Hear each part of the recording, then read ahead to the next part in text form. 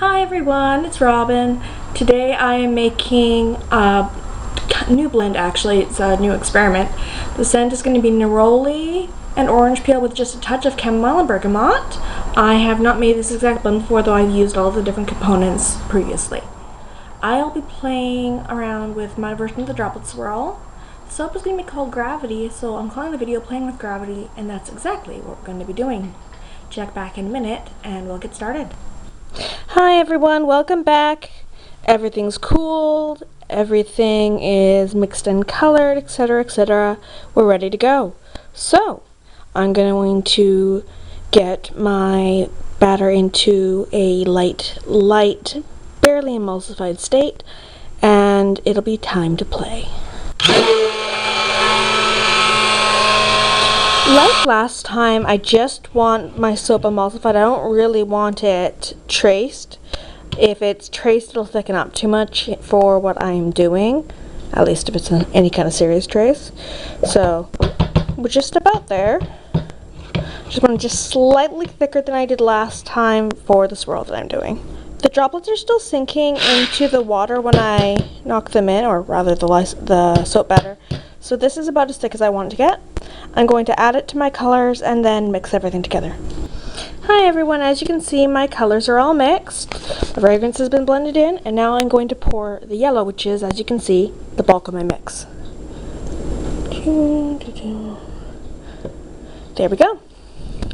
Alright, now it's time to play with gravity. And you'll understand why in a minute.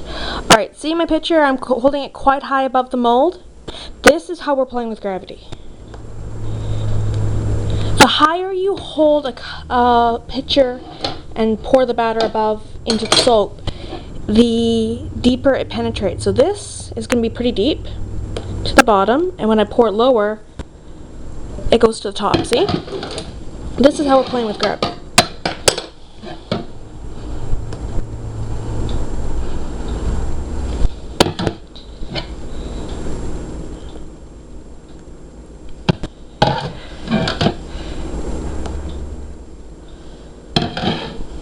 Alright, as you can see, we have now reached critical mass for the mold, so this all needs to sit up a bit, and we'll do the top part. Right, just back only literally seconds later. I figured I'd show you what you can do if you actually are going to swirl the top and not do a bunch of junk on top like I do. You can just, wriggle, in this case a skewer, through your batter. Of course, if you do that, if you want to swirl the top, you need to make sure that you're pouring the last bits of the colors low to the soap, so they actually show up on top versus inside the greater expanse.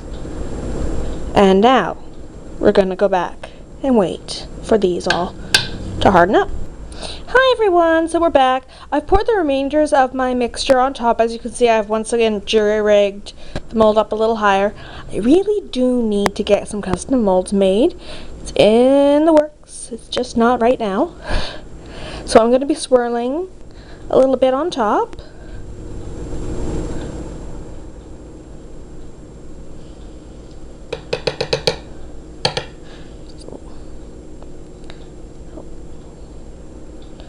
Alright, and there we go. That's it. I'm going to let this soap sit up a fair bit longer, and then I'll take it outside so you can see it in just a little bit brighter light. At the very least, it's not all yellow this time. Check back in a minute. Here we are! Sorry about the traffic noise behind me. It is a nice, coolly warm day. Warmer than it should be in the spring, but basically pretty normal for spring here.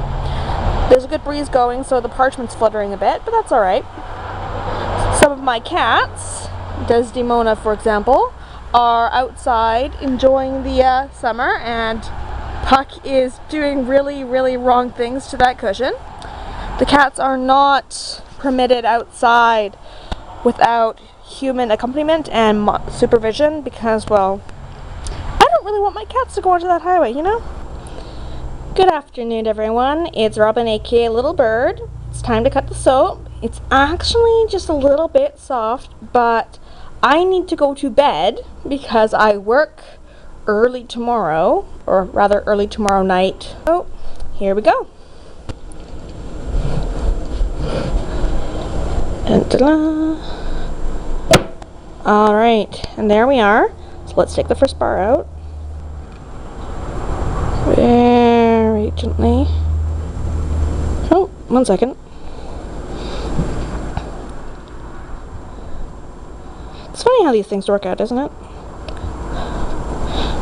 Alright, I'm going to put the camera down to do this. Alright, and here we are. I had to use both hands to unmold the soap just so I didn't put too much pressure on it. I don't really like putting big fingerprints into my soap. So you can kind of see all the different swirls. I'll pick this bar up. So as you can see, I should be wearing gloves while I'm doing this because it's going to dry out my hands. You have the purple sort of in the middle because I put it a medium height, the blue and the green from when I put it low down and then higher up on top. This is a perfect illustration of how this swirl works, playing aka gravity.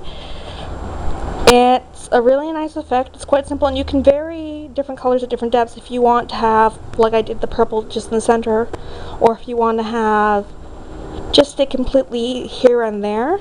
It's quite simple, and it's just, I don't know, it looks really interesting. So I'm going to let these cure.